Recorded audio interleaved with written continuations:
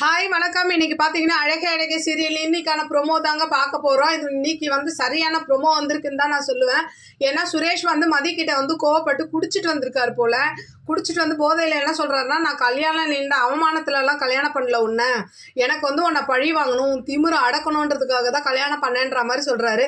அதுக்கு மதி சொல்கிறாங்க, எனக்கு அது கூட உங்கள் கூட எனக்கு தேவைப்படலை அப்படின்ற மாதிரி சொல்லும் போது, அப்போ சுரேஷ் என்ன சொல்கிறாரு, இது என்னோட ரூம், நீ வெளியில் போய் படுன்ற மாதிரி சொல்லும் போது மதி போய் வெளியில் படுக்கிறாங்க. அதை என்ன பண்ணுறாரு, பாக்யராஜ் அவங்க அப்பா பார்த்துட்டு என்ன பண்ணுறாரு, லைட்டை போட்டு நீ என்ன இங்கே படுத்துட்டு போது அவர் தான் வெளியில் அனுப்பிச்சாருன்னு சொன்னோன்னே எல்லாரும் உள்ளே போய் என்ன பண்ணுறாங்கன்னா, அவங்க அப்பா அவனை தூக்கி வெளியில் போடு, நீ உள்ளார படு அப்படின்னு சொல்லிட்டு சுரேஷை தூக்கி வெளியில் படுக்க வச்சுட்டு மதி போய் உள்ளே படுக்கிற மாதிரி இன்றைக்கான ப்ரொமோ பார்க்க முடிஞ்சுது.